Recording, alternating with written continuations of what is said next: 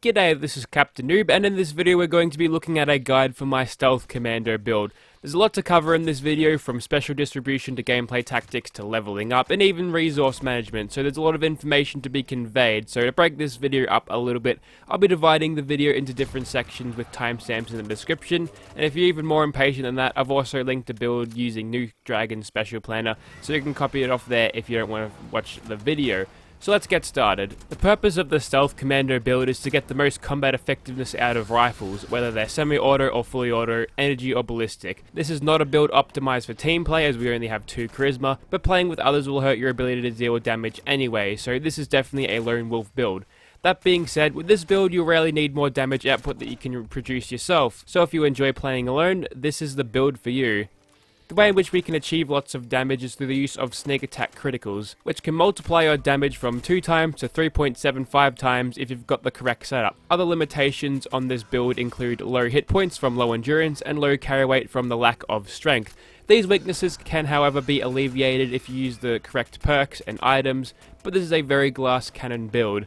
Players who are accustomed to using big melee tanks with high endurance spectre defense will have a hard time with this, so beware. There's less room for mistakes with this build. As unforgiving as it might be though, it can actually be extremely rewarding in endgame levels. So what does it look like maxed out?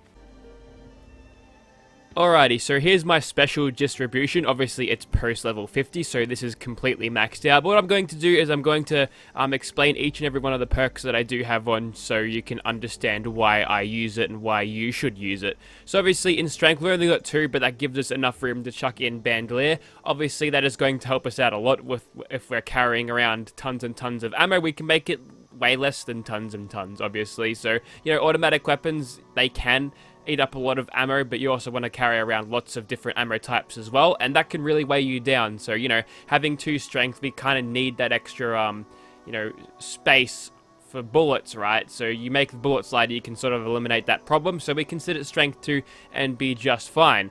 Now, perception, it gets a little bit more intricate here, because it can change depending on what you're using. So if I was to go for a standard commando weapon, I'd obviously chuck on 3 commando perks and maybe ground pounder. Maybe if I want to get a little bit more armor penetration out of that, I'd go for tank killer. But this is where you can change stuff around, and this is why I do emphasize that you can use rifles on this build, because we've got all of these points in perception. That means you can switch all of these out for rifles. So yeah, you can optimize this depending on what kind of weapons you're using. If you're using the crossbow or the railway rifle, don't bother putting on concentrated fire. What I do actually recommend putting on instead of that is long shot. That'll actually help you out a little bit more, because as it stands right now, concentrated fire doesn't work with the things that shoot arrows. So yes, keep in mind that you can switch out these perk cards at will, basically. Unfortunately, you can't do both at the same time. It's either one or the other. So I do recommend going full one way or full one other way, because otherwise you'll just be missing out on damage. So going over to endurance, this one is a little bit interesting, and this does help out with the low endurance situation. If we go and put on rejuvenate, it doesn't actually tell us how much we get from this perk, but we get a little bit more benefit than if it was just the 1 rank there. So that is why I choose that. And if I go over to my thing, so I've got a max HP plus 50, which is what? How many points of endurance is that worth of HP there? And if we didn't have that, it'd be around 30ish or something. Also, it gives us nice disease resistance, again offsetting the thing where, you know, low endurance means your disease resistance is lower. And if we get ourselves a little bit of a drink, we can see the benefits of being better off with our hydration. So AP regen. So basically the only combat perk that I can think of that is really useful, universally useful, is rejuvenated, because that AP regen is significant there. And again, that's more disease resistance there, which would stack well. So that's 70 disease resistance right there, which is pretty damn good. Although, again, we're not getting a whole lot of disease resistance out of, you know, that. But, you know, if you're like vaccinated, that perk, you can completely, you know, remove that from the picture. And as long as you got 50, as long as you're well fed and well hydrated, you can, you know, get better AP and more HP at the same time. So that's pretty good. Moving on to charisma. This one is basic. I just went for a little bit of survivability there with Lone Wanderer. no more than 2 perks or 2 ranks of Lone Wanderer is needed there. If you really wanted to, you could go more, but honestly, 10% is fine, and 10% AP regen is also a good thing too.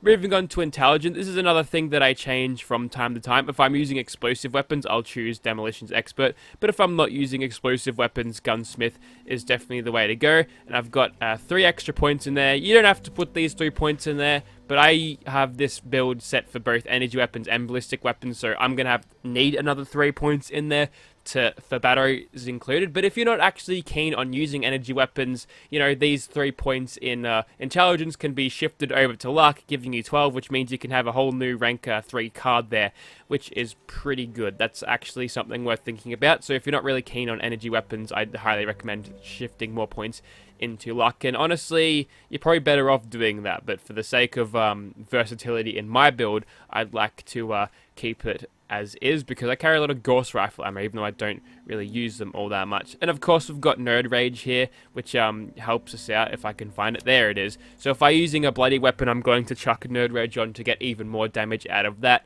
Yes, that does synergize well with Mutations, which we'll get to later on, but yes, it's a whole lot of damage you can get.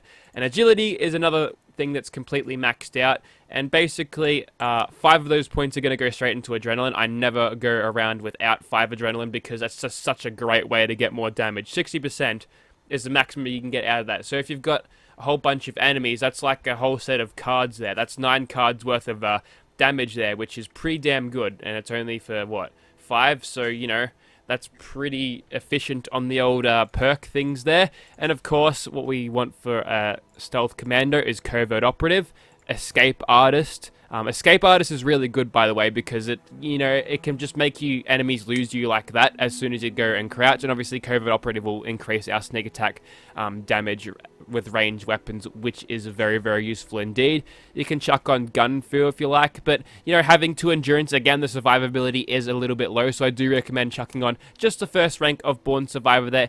If you have any higher ranks of this perk, what will happen is it'll proc not at 20%, but less, or actually more. So what that'll mean is you actually end up using more stim packs, but honestly, if you wanted to have a panic thing below 40%, that's up to you. But honestly, having this at rank 1 is basically what I recommend you to actually do. And of course, if it's not, we're going to be using Mr. Sandman. It is during the day now, so that perk is dead weight. So what I do recommend to, obviously Sneak is good too. What I do recommend doing during the day is, instead of having 2 ranks of Sneak, put 3 ranks of Sneak on, and then chuck on maybe something like Action Girl. I don't have to use Action Girl because I'm lucky enough to have one of my chameleon pieces, you know, be of the AP variety, but I've got room for one more, and that'll give me a little bit of room to chuck on Gun Fu too, which is an excellent VATS perk. Speaking of VATS, we've got a couple of perks in luck that we can use. Obviously, Bloody Mess will push our damage ever so slightly further. That's a nice to have. That increases everything, which is great. And we've also got stuff like, hang on, where is it? Yes, Critical Savvy. That's my go-to #1 perk in luck. I will always choose that one because critical's only consuming 55%, means with a high luck build you can get those crits very, very frequently, which means guaranteed hits, more damage, and obviously that does stack with sneak attack criticals, so that's good. Now I do run a lot of mutations with this build, so what I like to do, I don't have the resources to keep replenishing the mutations with serum, so I like to put on starch genes, which leaves us 1 left, which, you know, I like to alleviate the effects of the mutations a little bit. I just chuck on Class Freak there, and that is the build. Right now I've got that spec'd to using a automatic railway rifle with non-explosive, and yep, yeah, there's no suppressor things there either, so there you go. So again, it's better to be conscious of what your perks are doing, because having dead weight perks in means you're either missing out on damage or survivability or killing potential. So, you know, you'll probably notice with this build here that I have no perks in any perks that'll like not combat. They're all combat focused perks one way or another, so that's how I like to do my perks. I don't like having dead weight in my perk chart there, but yep, that's basically gonna go over it. We'll get back to the scripted content now. Now that you know what you're aiming for, let's talk about getting there. In the description, you'll find a link to the Nukesdragons build planner page that I've set up for this particular build, and you'll find a roadmap which will suggest the order of perks that you should take to replicate this build. Don't feel bad for taking the Rifleman perks. Early on, hunting rifles will help you deal damage needed to kill strong targets to level up. Be sure to loot every weapon you come across to scrap for new attachments so you can get suppressors for stealth purposes as soon as you can. Even using shotguns early is recommended. Using these weapons a little bit earlier on means you can save rifle ammo for later for when you really need it, and with this build, you can actually punch above your weight when it comes to enemy levels. Not only you can do more damage with sneak criticals, but you can stay out of sight.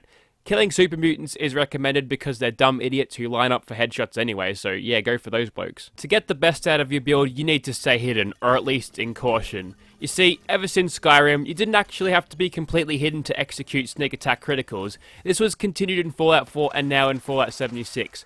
What does this mean, you might ask? It means if you can maintain stealth, you can give yourself at least a 2x multiplier at all times. That being said, there's a few things as a stealth commando that you have to keep tabs on, namely ammo consumption, and while you might think you need to farm for ammo constantly, this really isn't the case. This ties directly into how well you can sneak. At endgame levels, you can drop super mutant warlords in as little as 3 shots with non-legendary handmaids. If you break stealth, don't hesitate to fall back though. Regain your stealthy advantage and resume your killing. Guerrilla tactics are your friend. That being said, to farm ammo, I recommend 3 locations, and grabbing all the tin can chimes that you can. Firstly, Crevasse Dam will give you 4, the Top of World will give you a total of 9, Camden Park will give you another 4, and you can find some at the White Springs Golf Club, but that's a high traffic area, so good luck finding them. I wouldn't recommend going there for your first thing. Be sure to also tag lead as a resource that you're searching for, as steel is easy to grab from scrapping weapons. Use Scrapper along with that to get even more, and use Super Duper and Ammo Smith to greatly increase the yield of ammunition that you do get out of your components. And if you're short on gunpowder, combine acid and cloth for that on a chemistry workstation. The gear I recommend for any stealth commando build is handmade rifles and combat rifles for auto weapons, and hunting rifles and lever action guns are recommended for semi-auto formats. If you've decided to spec into batteries included, Gauss rifles are a powerful rifleman option as well. Handmaids can be picked up from Berkeley Springs and from random drops on boss enemies. Legendary variants can obviously be found from legendary mods. With all the new ways to access legendaries, tracking down legendary handmaids is easier than it ever was before. Unlocking the parts for handmade rifles can be tricky though, so I suggest obtaining the plans and scrapping weapons that you build for more parts. Combat rifles can be looted from the Scorch, so there's no real problem finding the best attachments of that. But speaking of combat rifles, as of the Wild Appalachia updates, the Fixer, a unique combat rifle, is available for anyone to obtain very easily. This is one of the best weapons in the game for stealth commandos, and then one of the best uniques overall, and I do highly recommend picking this up as soon as possible. The 10mm submachine gun is a good option too, but you can't suppress it, meaning it'll be a little bit more difficult to maintain stealth with it. But having multiple auto weapons firing multiple different types of ammunition is very important because you can gather the different ammo types just passively through gameplay, whether from slain enemies or ammo crates. Never buy ammo from the Protectrons though, they rip you off something fierce. Armor is a choice between 2 different legendaries, either Chameleon Armor or Unyielding. If you plan to run Bladed Unyielding Stealth Commando, it's a really powerful combination as you can easily maintain low health with stealth. In addition, the bonus agility from Unyielding will boost your stealth, as sneak chance is a function of your agility stat. Chameleon, however, gives you a nice stealth field which will protect you from VATs in PvP, and will also make you invisible to enemies, making maintaining stealth so much easier. All of these are dropped at random, so good luck farming, but of course, again, there's the legendary vendor soon. Obviously, you can buy stuff as well, Market 76 or in-game. I'll leave a link to a good farming guide below. Using the strength from the unyielding bits or deep pocketed from the armor bits will help you obtain an acceptable carry weight. Also the new bags that they added, but you know, there's a bit of grinding with that, which is annoying. Whilst you can do pretty well without mutations, they sure do help. I recommend having 5 mutations: Speed Demon, Bird Bones, Eagle Eyes, Marsupial, and Adrenal Reaction. I'll talk about how these are good in detail.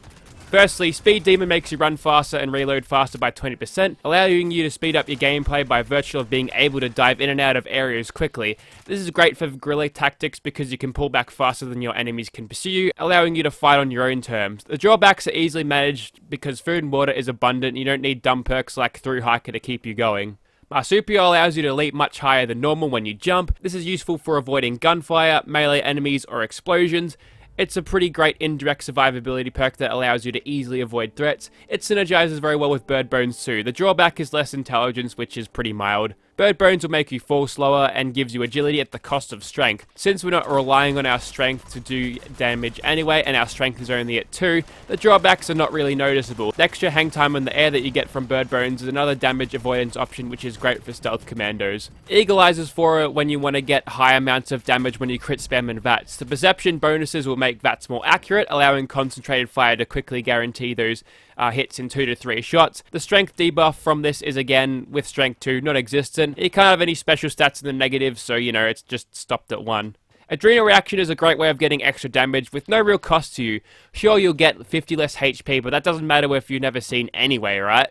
This synergizes extremely well with bloodied weapons and unyielding gear, as they all have benefits of being close to death. Great for bloodied, unyielding stealth commandos. PvP is broken as hell with the surge of Assassin Sentinel armor, but that doesn't mean you don't stand a chance. I've been killed by a much lower level player before using this build, which tells me it's got plenty of PvP potential. Stealth blows will make your life hard though, as you can't rely on VATS for extra damage and guaranteed hits. But if you catch them off guard, you can actually kill players instantly. My recommended tactics is to avoid PvP, as it is a frustrating mess, but if you're gonna engage on it, use guerrilla tactics, let them come to you. A lot of your PvP success is going to be reliant on your ability to control the firefight, so spawn kill deadlocks will only lose you caps. So there you have it, that was my guide on how to play as a stealth commander in Fallout 76. I think I've covered everything, so if you have any questions, don't be afraid to ask. Hope if you decide to take on this build, it will grant you lots of success and fun. Thank you very much for watching, guys.